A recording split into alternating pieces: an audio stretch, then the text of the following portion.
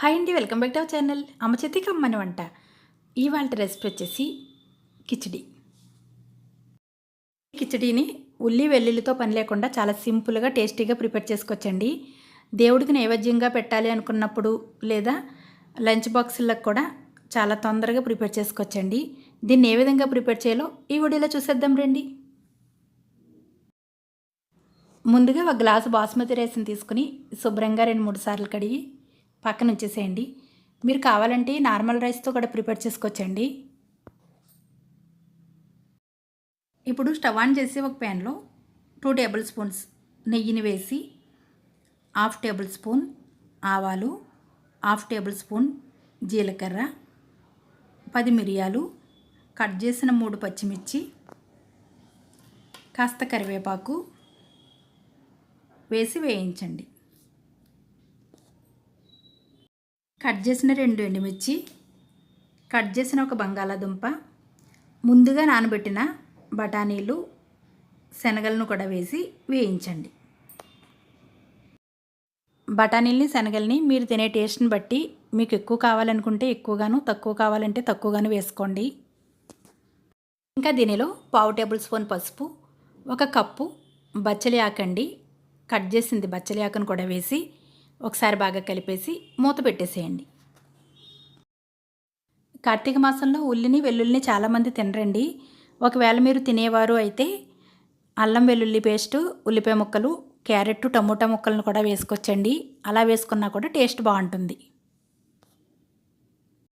మనం ముందుగా కడిగి పక్కనుంచిన రైస్ని వేసి ఒకసారి బాగా కలిపి మూత పెట్టేసి ఒక 5 నిమిషాల పాటు మగ్గనివ్వండి. మూత తీసి ఒకసారి బాగా కలిపి, నేను గ్లాస్ రైస్తో ప్రిపేర్ చేస్తున్నాను కాబట్టి గ్లాసున్నర వాటర్ని వేస్తున్నానండి. గ్లాసున్నర వాటర్ని వేసి టేస్ట్కి సరిపడా సాల్ట్ని కూడా వేసి ఒకసారి బాగా కలిపి మూత పెట్టేసి ఫ్లేమ్ని మీడియం ఫ్లేమ్లో ఉంచి ఉడికించుకోండి.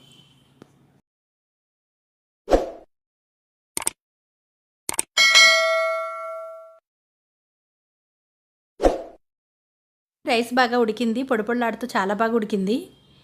ఒకవేళ మీకు పలుకుంది అని అనిపిస్తే స్టవ్ ఆపేసి మూత పెట్టేసి ఉంచేయండి, మగ్గిపోతుంది. కిచిడిని చాలా రకాలుగా ప్రిపేర్ చేయొచ్చండి, కానీ ఓసారి పద్ధతిలో ట్రై చేయండి, టేస్ట్ చాలా బాగుంటుంది. మా చిన్నప్పుడు బాబా టెంపుల్కి వెళ్తే అక్కడ ఈ ప్రసాదమే పెట్టేవారండి. ఎక్కువగా ఈ ప్రసాదం బాబాకి పెట్టి మాకు పెట్టేవారు. టేస్ట్ అయితే చాలా బాగుంటుంది. మీరు కూడా ఓసారి పద్ధతిలో ట్రై చేయండి. ఈ విధంగా కనుక మనం ప్రిపేర్ చేసుకున్నట్లయితే దేవుడికి నైవేద్యంగా పెట్టచ్చండి. పిల్లలకి లంచ్ బాక్సులకు కూడా తొందరగా అయిపోతుంది. ఒక్క 10 నిమిషాలు అంతేనండి. నేను బచ్చల కూర వేశాను కదా, మీరు తోటకూర కానీ మెంతికూర కానీ ఏదైనా వేసుకోవచ్చు.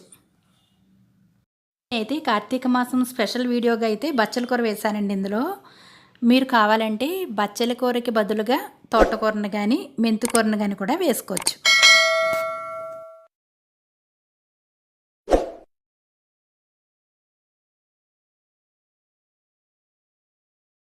ఈ రెసిపీ అయితే చేయడానికి 10 నిమిషాలే సమయం పడుతుందండి.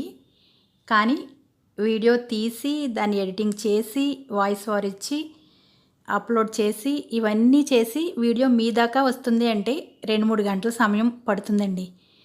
ఈ వీడియో కనుక మీకు నచ్చినట్లయితే లైక్ చేసి మీ ఫ్రెండ్స్కి షేర్ చేయండి. Thanks for watching.